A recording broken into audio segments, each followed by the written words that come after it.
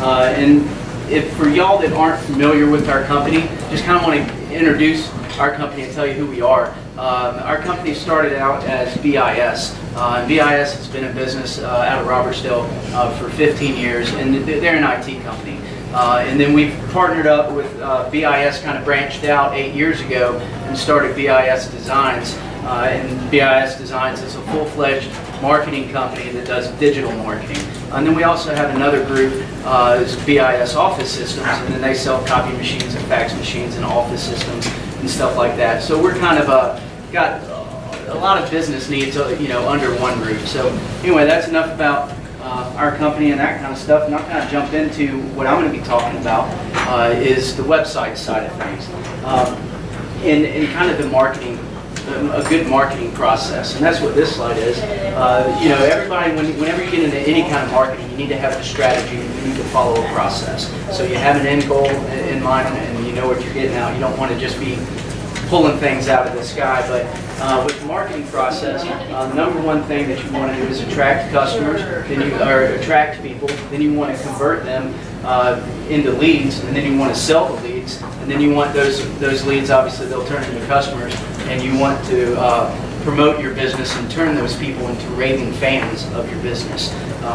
So that's kind of what the graph at the bottom is. A lot of ways to attract the customers and web users is through social media, using blogging, doing search engine optimization, and using your keywords. So when somebody's looking, if you're a landscaper and they're looking for landscaping, you want to make sure that they pull up. If you're a hair salon and they're looking for hair salon, you want to make sure that people can find you guys.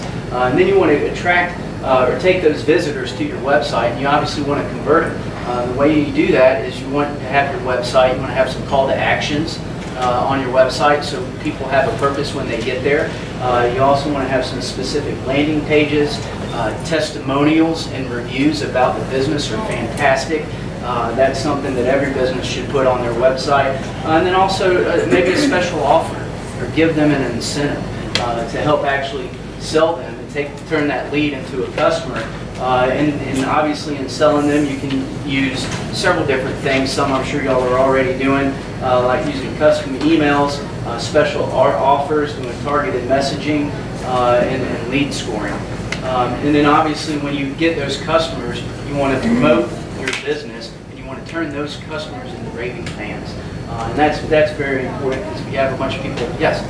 I don't know what lead scoring means. What does that mean? It's developing leads. It's just kind of keeping track of your leads and turning them into, once you get that lead and that customer, kind of keeping track of everything that you're doing. That way you know.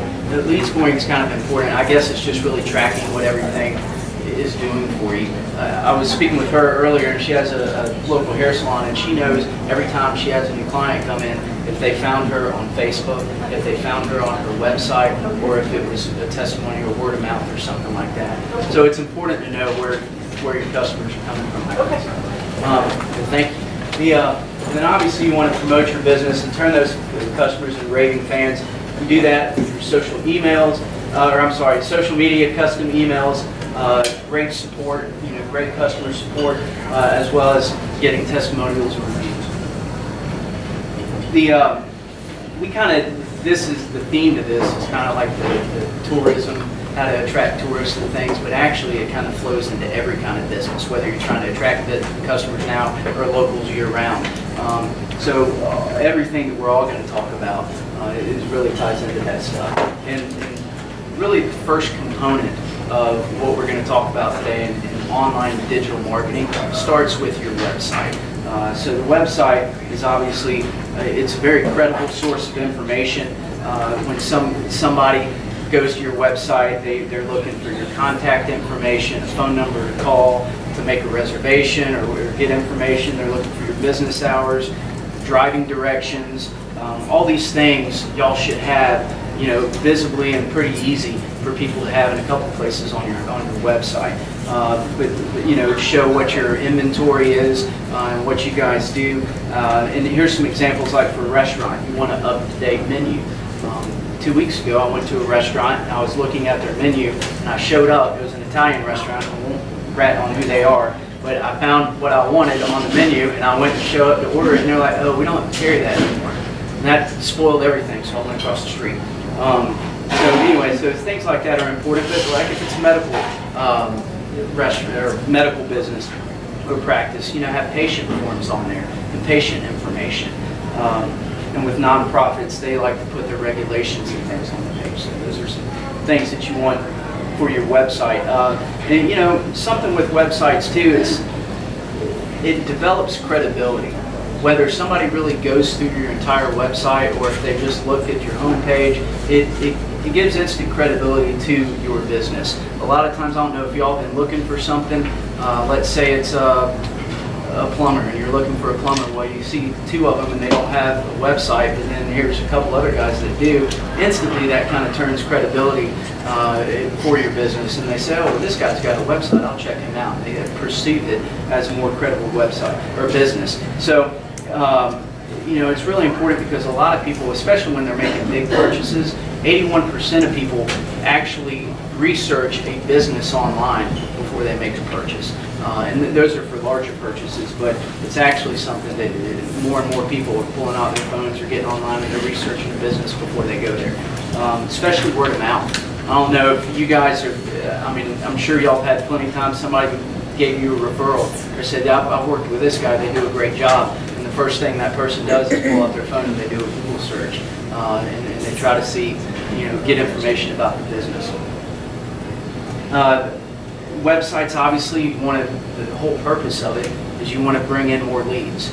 Something that everybody needs to think about if you're looking at your current website or if you're thinking about building a new one or revamping the one that you've got, you really want to make that website and create it like a sales funnel.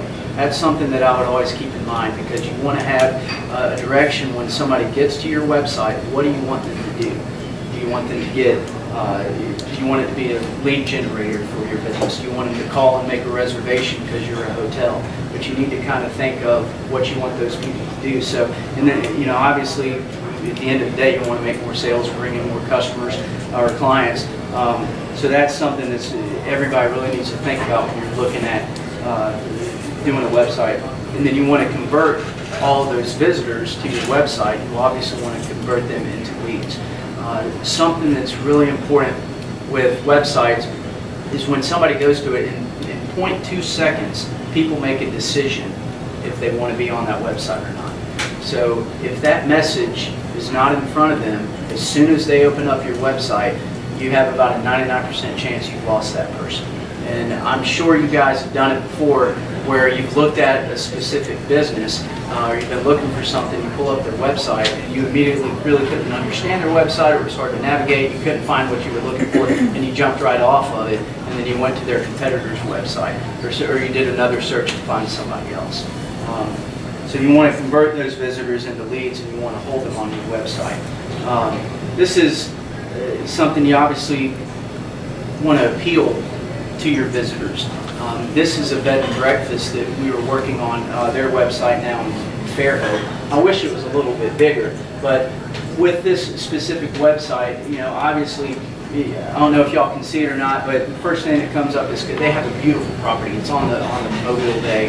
So throughout their whole website, we've got a lot of beautiful pictures that highlight their properties, that show their different rooms that they have. They've got a lot of testimonials right there on the top of their website where they can, from past guests, and they're offering specials and things like that. So you want to appeal to your target audience. You also want to make your website very easy to scan. All right, how many people have gone to a website, don't raise your hand, and when you get to the website you have no idea really what they're doing or what that website's about? Has anybody ever experienced that when you pull it up? Okay. This is the Strawberry Festival. They're out of Loxley, and we're in the process of redoing their website. It's actually going to go live today, I believe. But when you first, their old website, when you would go to it, you had no idea what they did. You just knew it was the Strawberry Festival, but you didn't know what the festival was about. And you want to kind of set things up on your website so people easily identify what you're about, what your business is. For example, they did on this part, this talks about the festival, this talks about the pageant that they have, They have a car show as well. They have contests, and it talks all about their events. But their old website, when you went to it, they just had a couple pictures of some nice cars. They had a bunch of pictures of girls in dresses, young kids in dresses and stuff. But you didn't know what the purpose of all that was, for their website. And then the festival, they had nothing on their website to talk about their festival. They just had a couple pictures of people out in the field having fun. So when you're looking at things, you really want to make it easy so people can immediately identify what you guys are doing. You want to use the website also to provide necessary information. You want to make it as easy as possible for people to contact you. This is somebody's contact page. It's a landscaping company. On their contact page, also on their home page, but this has their phone number, their email. They have a quote form, get a quote, contact us now, kind of thing. So you want all the necessary means of communication there. Make it just as easy as possible. Because some people rather deal with email. They just rather send you an email and get a response.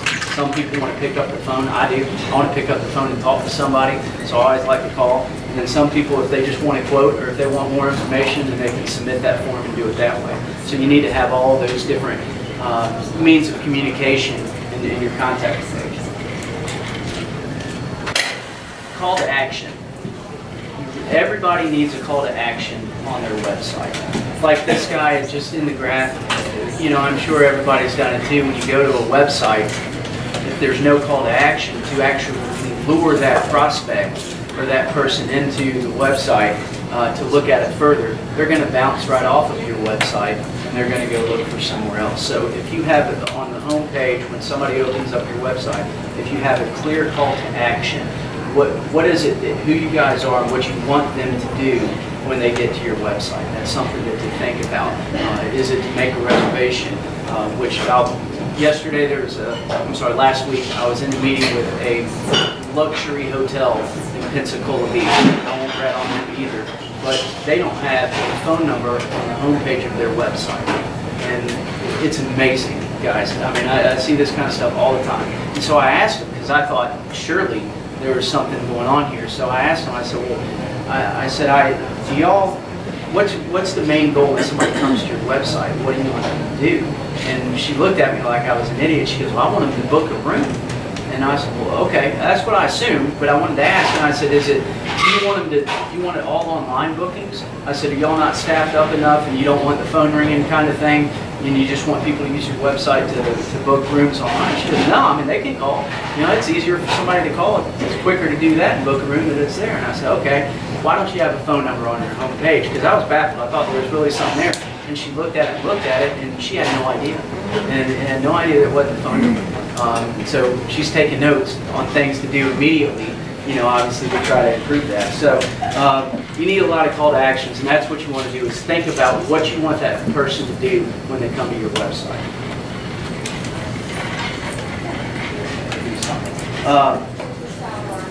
Creating a form on your homepage to get information.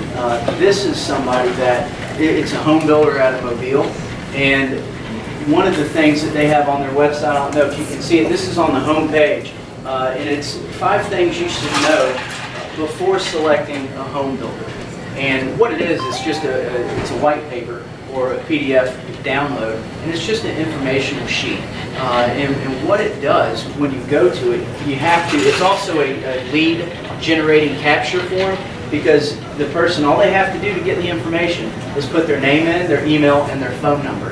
And then at that point, the business has their information. And then immediately when they hit the submit button, these people are emailed a PDF, and it tells them 5 things you should know before hiring a home builder.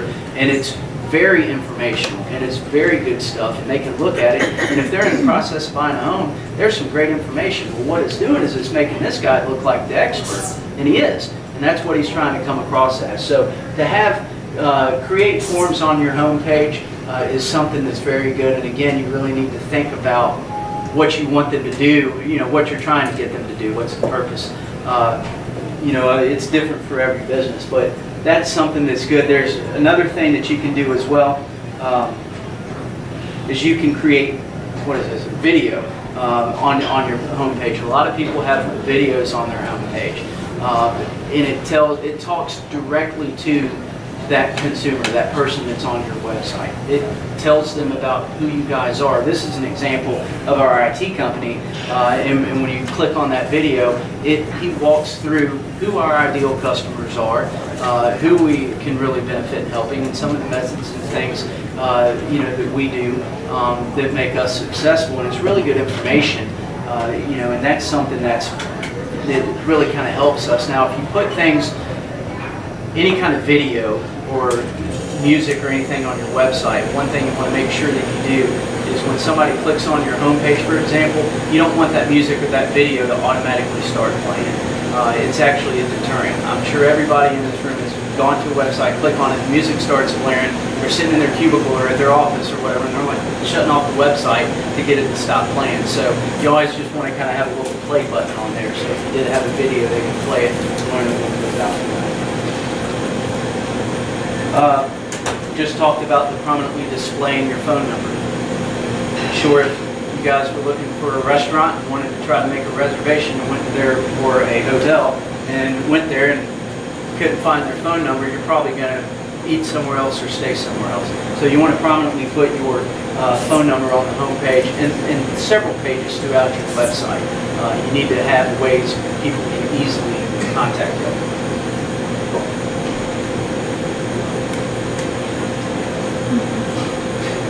Testimonials.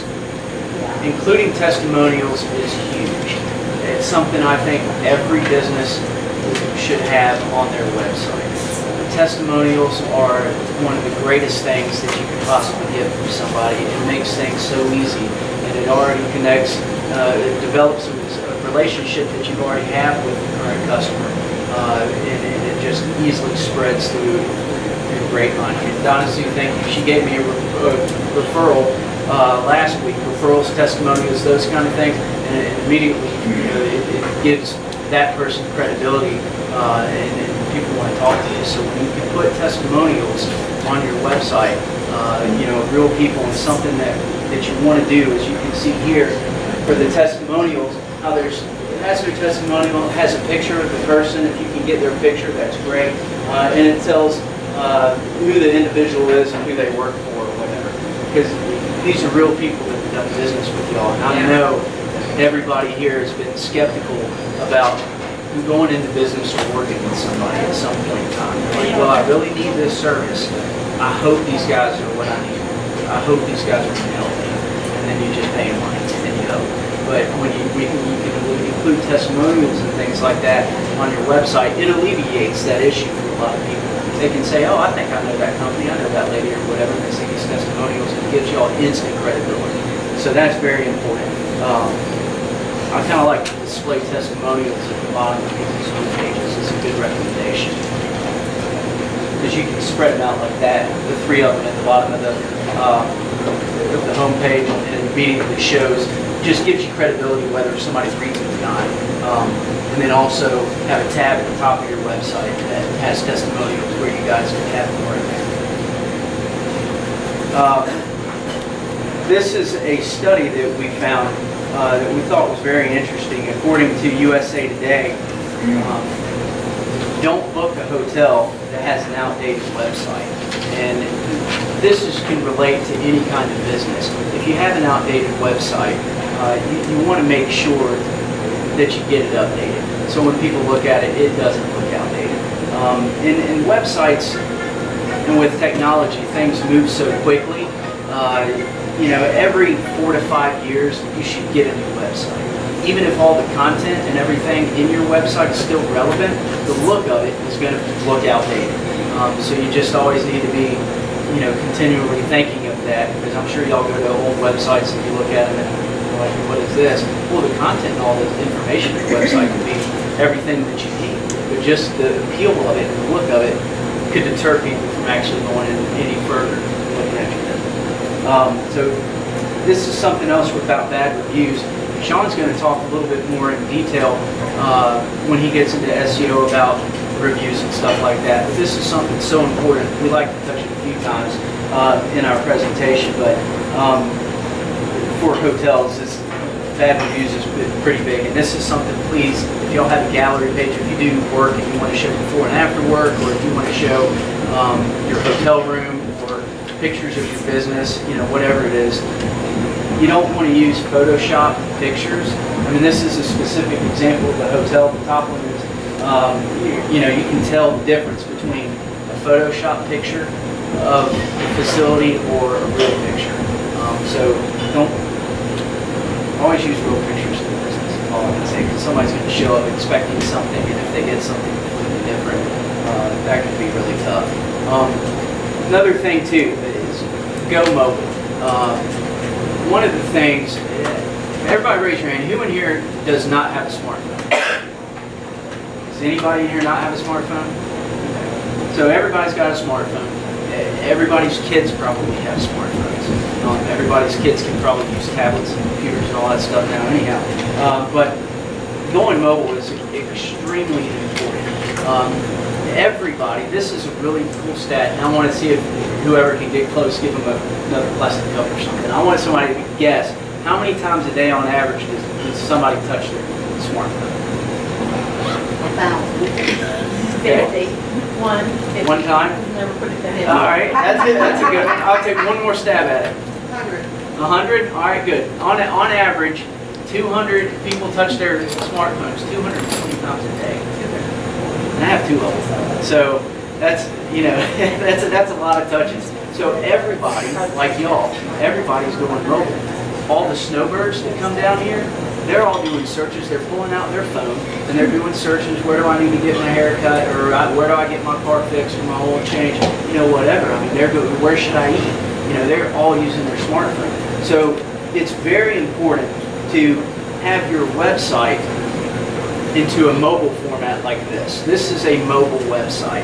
I don't know if a lot of you guys may not be familiar with what a real mobile website is, but what it is it's a kind of a broken down version of your regular website, but it's formatted to fit the tablets and smartphones and things like that. So it's easy to navigate.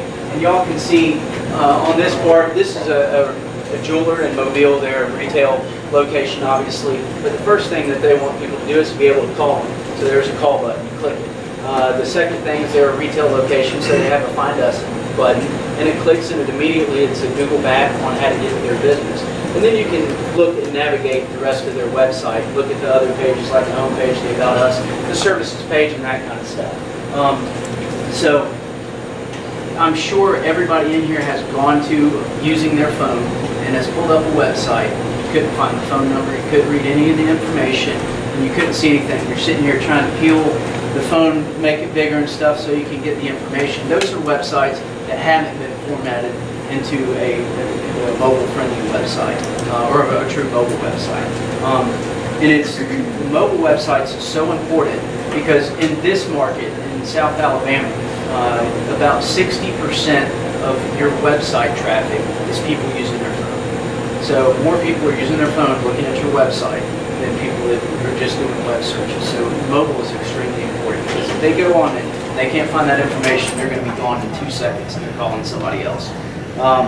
And that number is only growing. That 60%, it's only getting bigger every year. There are 1.2 billion mobile phone users across the internet. That's a lot. That's a lot of people doing what everybody in here is doing. So that's just kind of reinforcing that. 62% of businesses that optimize their website for mobile saw an increase in sales. And optimizing your website for mobile is just showing you what I showed you with that jeweler. That's just formatting it into that format. So, I mean, it's going to increase your sales. It's going to, something that's very important with web design is increasing conversions. You want somebody to come to your site, you want to convert them into a customer, into a client. So that's what it's going to do. It's going to increase your conversion. It's going to get you more phone calls. It's going to get more people to drop into your retail location or whatever. Google also punishes I don't know who in here, we're going to talk more in detail about SEO. So if you're not familiar with the term SEO, it's search engine optimization. And what it is again, if you're a painter and there's somebody's looking for a painter, and they go to Google or Yahoo or Bing or any of the search engines, and they type in painting, Gulf Shores, Alabama, the ones that pop up first are the ones that have been optimizing their website to pull up in the rankings. Just because you have a website does not mean, and you're a painter, does not mean that you're going to pull up. So you have to actually optimize your website to pull up the searches. And if you do not have a mobile website, Google will punish you when somebody's doing a search on their mobile phone. So you could be doing a search for a painter on your laptop or on your desktop, and you could get a certain set of search results. Then you could pull out your smartphone and you could be doing a search for the painter and get completely different results, because if those painters didn't have their website optimized to be mobile friendly, Google's penalizing you for it. They're going to knock you off of the list so you don't come up. So it's very important to do that. That's kind of this. I'm going to turn things over. We're going to talk a little bit about social media now. Before I do that, did any of you guys have any questions about mobile websites or any of the stuff I just kind of talked about? We're good? Okay. When we're done with the presentation, we're all going to kind of open it up to questions and answers. So just let us know. Thank you. Thank you. Okay, so how many of y'all have a personal Facebook? Pretty much everyone? Okay. And then how many of you have a company Facebook for your... So let's go ahead and talk. What's so important about social media for business? Getting people to talk to you about it. Exactly. That's one of the things that can also increase sales. It's a larger audience. But we'll go into it a little bit more here, where you can have an online presence. If you're on Facebook, you're on LinkedIn, you're on YouTube, you're on Pinterest, you're on Twitter, your business is getting seen 5 times more than if you just have Facebook. It's the #1 activity on the internet now. It has surpassed all those other things, and it's the #1 activity. That's what everyone's doing. I got a quick story about that. With the social media, I mean, more people are on Facebook than anything that, you know, is the #1 activity on the internet. I used to work for a large corporation doing the same kind of stuff. And the corporation saw a big decrease in productivity from the people that worked in the office. So they did a study. Of course, they never told us any of this until after the fact, but they did a study on what people in the office were, you know, doing all day. What are they doing? And they found out, on average, an hour and 50 minutes a day, people were on Facebook. And so they had to come in, and all of a sudden, everybody's internet access was restricted, and you could only go to certain websites and stuff like that. But anyway, so think about that. And if there's 40 employees that are doing that, 2 hours a day each employee, think about the productivity and that stuff causes. That was actually our last luncheon last week, was on this exact thing of people, employees on social media for 2 hours a day, and how to fix that. But okay, 93% of marketing professionals use social media for business. And we saw the majority of the people are doing that right now for their own companies. And the other reason, it's a larger audience. Just think of how many people, I believe 1.2 billion people are on Facebook right now. And it doubles the lead, or nearly double the leads of telemarketing, direct mail, and trade shows. Because you can take an action right then and there. So if you have a post that says, click through to attend my luncheon, well, they can do it right then and there, as opposed to, you know, direct mail or telemarketing. It actually gets them to do something, which is the call to action.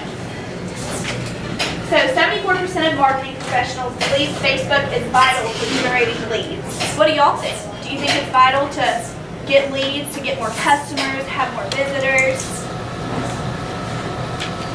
Okay, the monthly users are 1.23 billion people on Facebook, and 72% of online adults that visit Facebook at least once a month.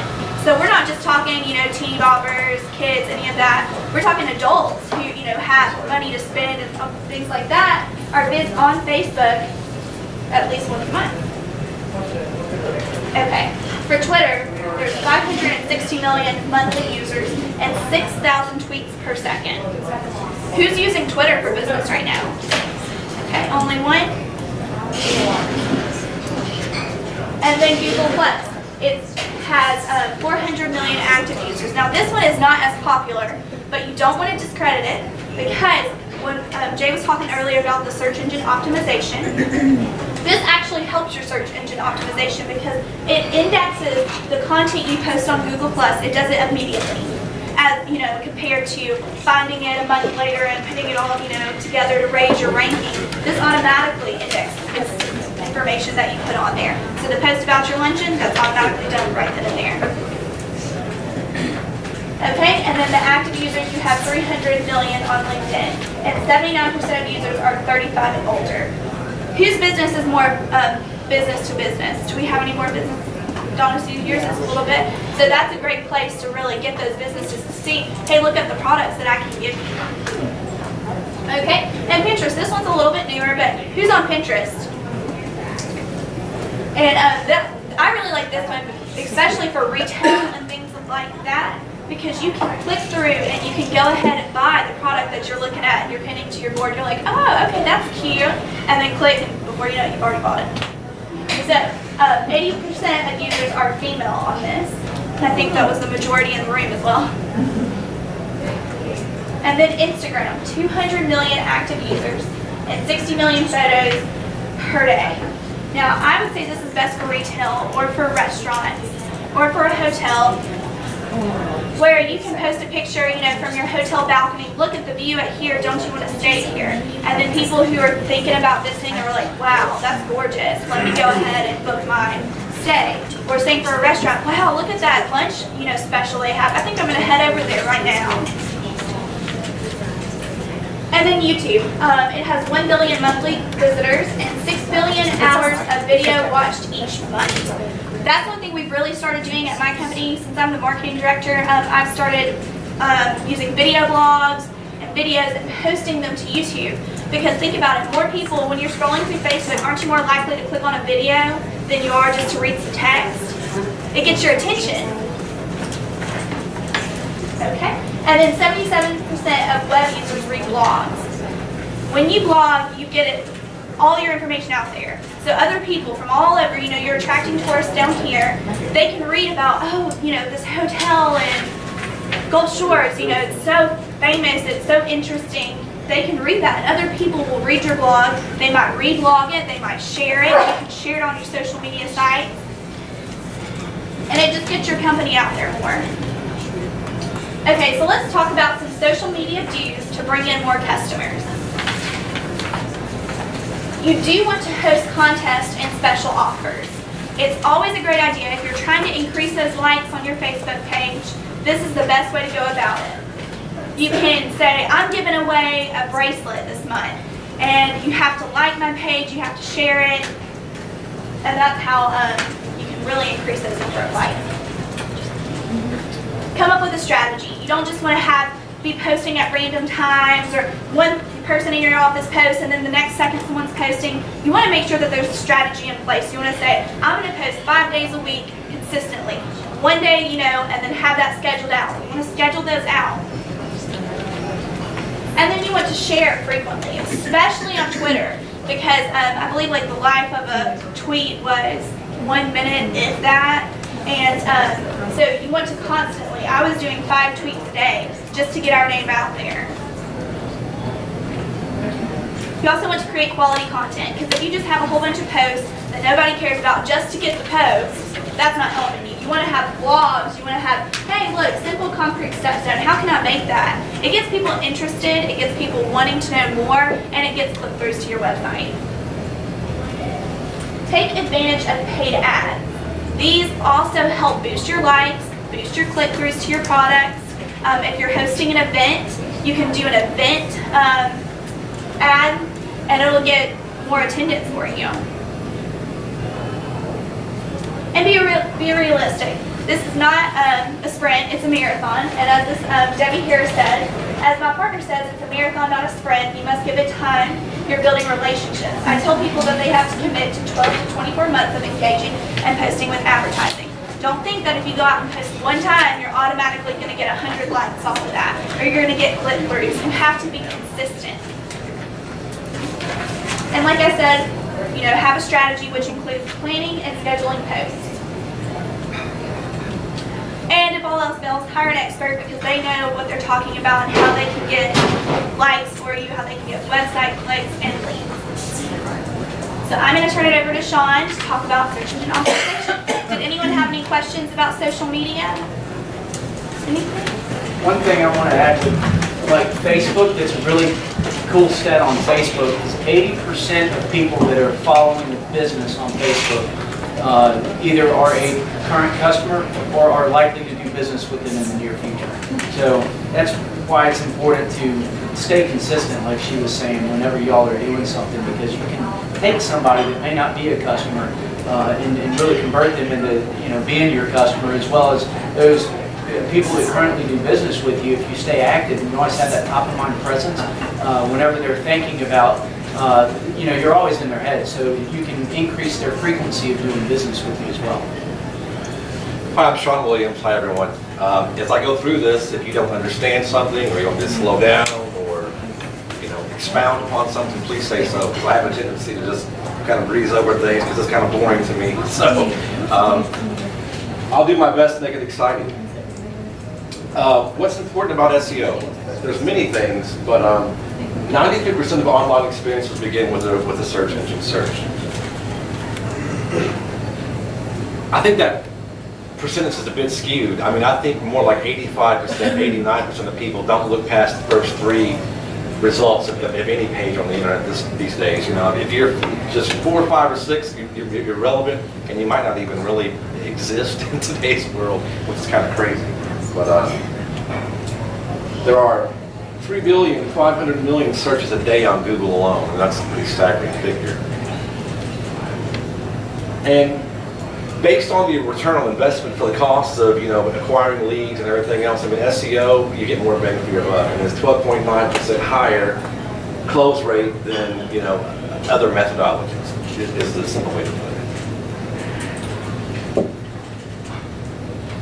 I think that figure's a little bit low too. I mean, more than 50% of searches are done in hopes of finding a local result wherever that they may happen to be. And Google's really good these days about locating someone via the GPS function on the phone. So it is really important to optimize your website and your presence online locally as much as possible. So here's the basics. Keywords. This is something you want to go into with a strategy again. You just don't want to just think of 2 or 3 things. There's a really good tool on Google called the AdWords Keyword Planner. I don't know if you've ever heard of that, but if you have a Gmail address, you can go on and sign into that, and you can put in your business website and the main theme for your business, whether it be a hotel or whatever, and then just click give me ideas pretty much, and it will give you a list of all the popular searches for your area based on pretty much competitiveness. The tool itself is basically for PPC ads, but it does give you relevancy on how many times this term is searched for, and then iterations of that. What are some other combinations of words you're looking for that relate to your main business keywords? So it's really worth to go and put the time and the effort in to get a very detailed and completed keyword list before you start doing anything big. Yes, ma'am. Can you go back through that just a minute and Sure. explain to me how exactly, step by step, how I do that? Sure, you're going to go to Google, and you're going to look for the AdWords Keyword Planner. If you don't already have a Gmail account, you're going to have to create one, because they prefer you to have a Gmail account. Put your Gmail in and just say sign in with the Keyword Planner, and you'll go through a little bit of a process your first time. Just click yes, no, maybe so, that sort of thing, and then it'll tell you what do you want to do. On the left-hand side of the page, there'll be a keyword an AdWord Planner. You'll click that, and then there'll be 3 boxes. One will be for your website address. One will be for the keyword that you're going to be searching for, and then there'll be another one for competitors and other words you might want to put in there. But the first 2 are most important, and you just click up the blue button, submit, and it'll do the magic for you. It brings up a tabbed result, one with the exact keyword you put in. It'll show you the stats for that, and then tab 2 is keyword ideas that will expand upon the initial keyword you put in. So hotel rooms could go into affordable hotel rooms, beachfront, et cetera, et cetera. Corporate rates, that's things of that nature, if that makes sense.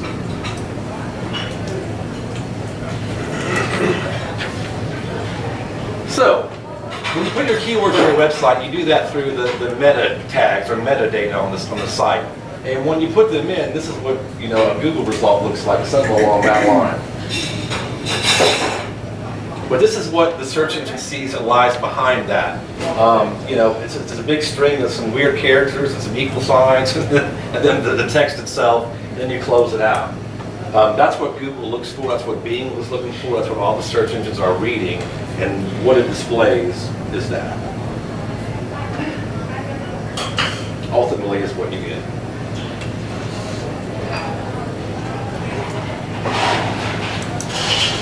And all this complicated, confusing stuff, is down in, the actual code or the header portion of your website.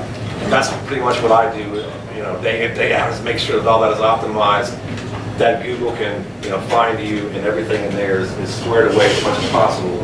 You can learn them just enough to be dangerous and mess things up, or it's not very complicated. You can study about this for a couple of months, and you might be able to be fine. If you're running a business and you're trying to learn about this, that, and the other, it can be kind of complicated. But again, back to keywords. You see how we've got as many as possible in there that are all relevant to what we're trying to do for ourselves. We do design, we do print, we do this, that, and the other. You want to keep that to 160 characters or less. You don't want to get any more than that. Google pays no attention to them anymore. None of the search engines do. So the days of cramming 1,000 of them in there, hoping you're going to rank for everything are over with. They 160 characters, and that's all they pay attention to these days. I want to make sure I understand that. Go ahead. So, whoever's populating our website, that's, backdoor, they put all that in? Yes, or ma'am. it selects that out of the text that? No, this is something that has to be programmed in by your SEO person or your web designer. Okay. They'll go into the basic core files of the site, like with Dreamweaver or any other software such as that. WordPress? Okay, 9 times out of 10 in WordPress, you're going to use the SEO plugin by Yoast, or you're just going to go into your general settings and like appearances of themes and whatnot, just a little area to do so. But just get the Yoast SEO plugin for WordPress, and it breaks it down. You click on Yoast SEO, and there's like little boxes in there for you, and you go in and you fill them in correctly, and then click Save, and you're good to go. Easy for you. So beyond all that boring metadata and tags and keywords and stuff, more importantly, content is king. Google's gotten really, really good about finding out what a website is about, where they're located without you doing anything. It certainly helps if you do, but they started rewarding people that give really good, engaging, and productive content.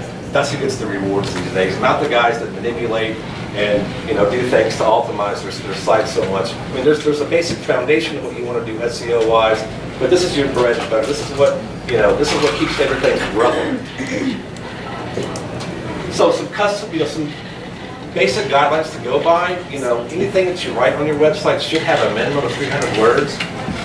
There was a study done that if you look at the first 3 top results of any Google search, the common identifier that they had between them was like number 1, 2, and 3's content was on an average of 2,000 words or more.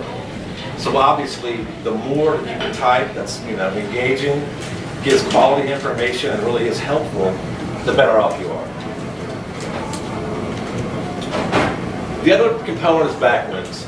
Backlinks kind of tell Google how relevant you are. They're kind of like popularity indicators, And the more you have, the better off you are. And as you can tell, this would be an example of a backlink right here. At the bottom of someone's homepage, site designed by whomever. Look at your own site. Just scroll to the bottom. You'll probably see a little link down there somewhere. Whoever designed your site's taking the benefit of getting a backlink to their site and giving themselves some popularity. Back in the day, there used to be the process of automated or software, link building practices that guys such as myself would use to, push yourself up artificially through the search engines. Those days are over with and gone. So what we're looking for now is quality backlinks. Things like, again, if you're social media and you're engaged in that, make sure your website address is on your Facebook profile. Make sure it's on your Twitter profile. Make sure it's on your Google Plus profile.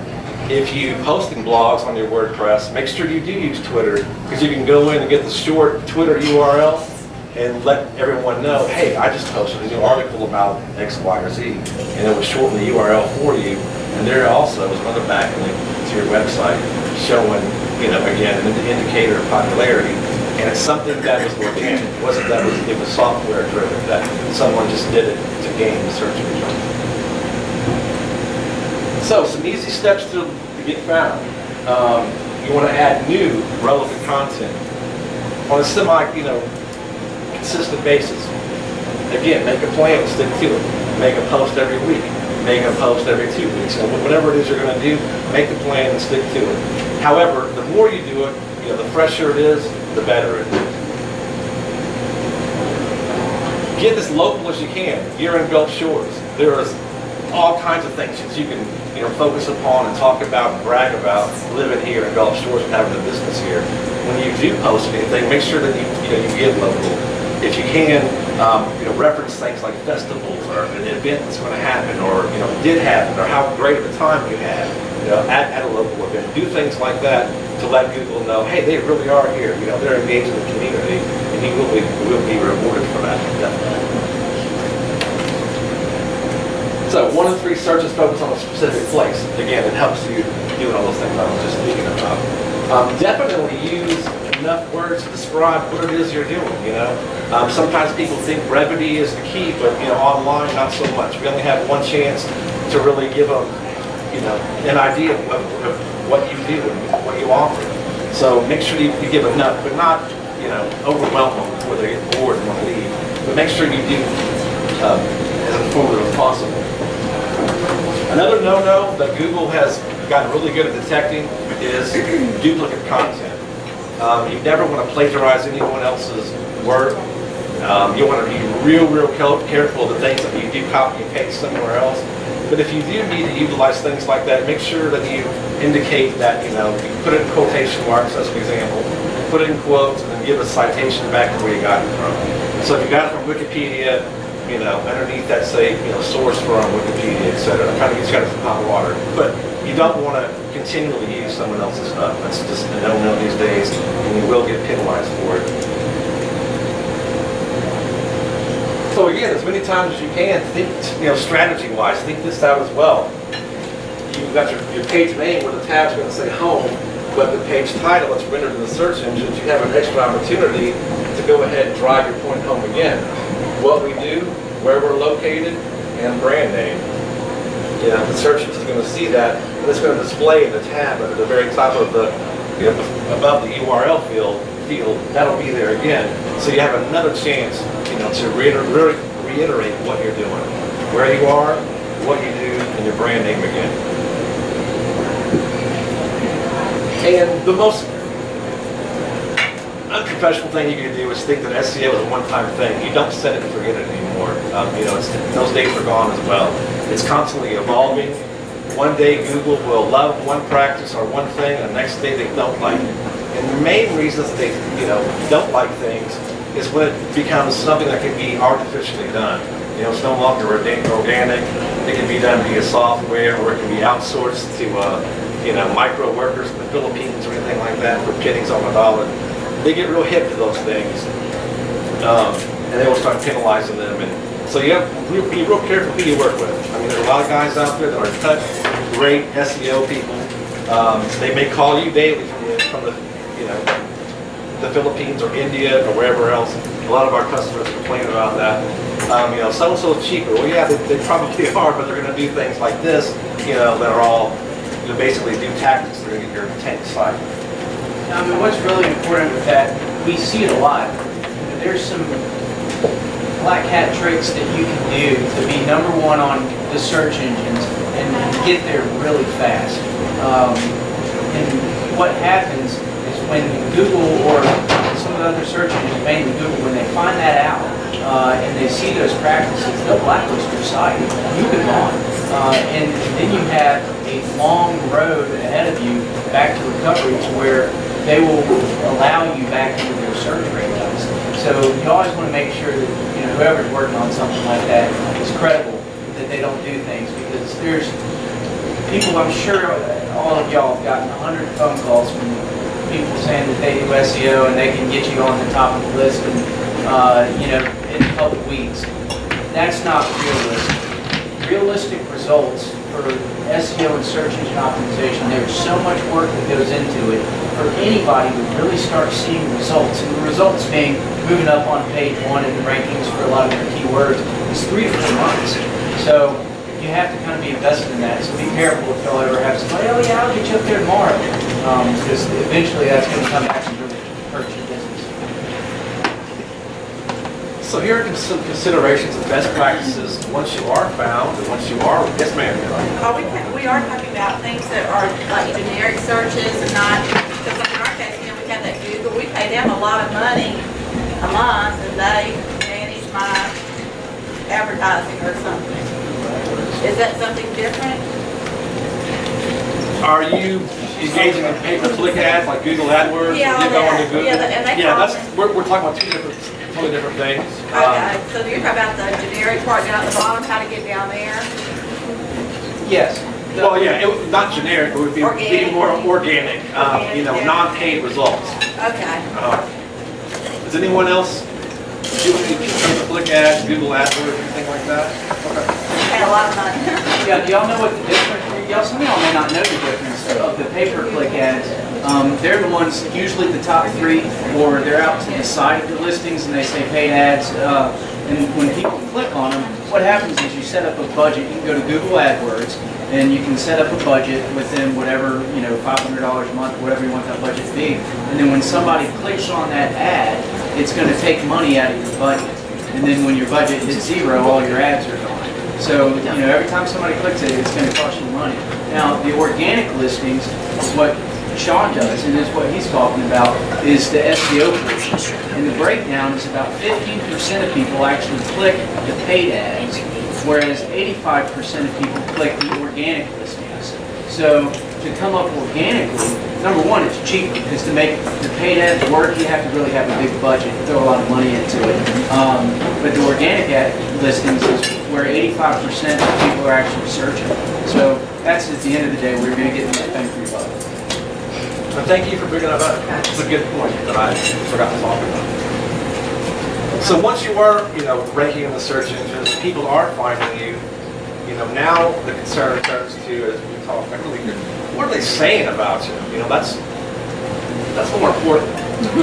You only have, you know, the old adage is true. You have one chance to make a good first impression, and once that's gone, you're never going to gain that competitive edge back again. So we're going to talk about reputation management. There was actually a study done by the Hugh Center in 2012 that said that 89% of all online searches are tailored to, they're making a buying decision before they visit you or call you. They're checking you out. You know, who are they? What are people saying about them? What do they offer? Is the product going to, you know, last? Is the product, you know, they're going to stand behind it 2 or 3 months from now for their work or their service? So it's pretty important to remember. So the first thing you want to do is actually create a presence, you know, and you want to do that at as many places as possible. And again, Facebook, you know, is obviously the most popular, but don't discount the Google Plus pages. You know, don't discount Twitter. Don't discount having your own blog on WordPress.com if you don't have one on your own site. All these things will basically prove value to you down the road should you run into an instance where someone's talking, you know, negatively about you. You want to make it a habit of updating these things regularly. You don't have to do it every day. Bi-weekly is sufficient. Even once a month is sufficient, but just update it regularly.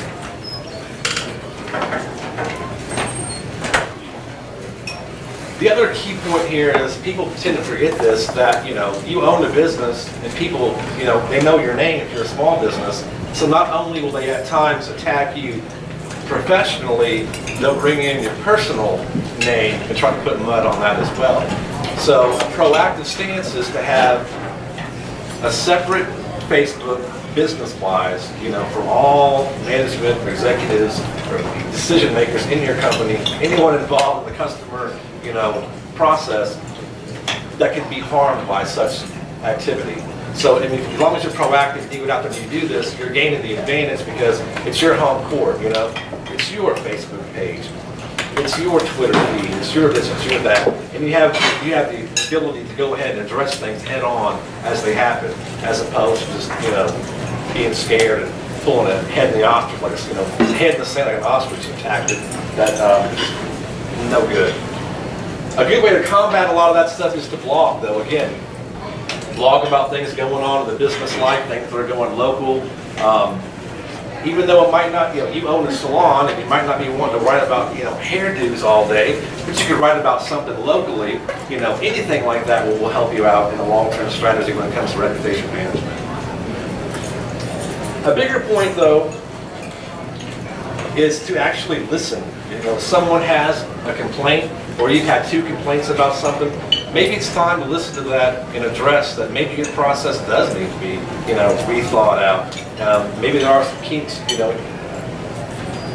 there's some kinks needed to be addressed and whatnot. So really listen and be genuine with it. There's a lot of times where we get pretty thin-skinned about criticism and whatnot, especially in the small business environment. But the better thing about it is that you have the ability to be flexible and to address changes and address needs like that on the fly, as opposed to a huge organization that can't. They have to do meetings and meetings about meetings, and then they're going to talk about a focus group about how to address this problem, whereas your small business can change course immediately and deal with it. That's where you want to be. A genuine apology goes a long way. It really will, except for people like you were talking about earlier. But a genuine apology will go a long way if you show earnestly that you were listening, and also make them understand that you're going to address their complaint and change things for the future. That could be worth more money than any of the stuff that we just talked about, prior. And again, you got to make that investment. You have to, set aside the investment of time, and if you're not good at that, maybe someone in the organization, talk to other people that can make that investment. Put it in a regular habit. This is a weekly duty now. 30 minutes of this of your time should be spent to blogging about whatever was going on in Gulf Shores that week. Something in the paper was talked about, a social event, or some piece of news that you can talk about, to keep your brand again relevant and out there. And again, if there's any questions, ask them. But yeah, please fill out the survey. Let Christy know any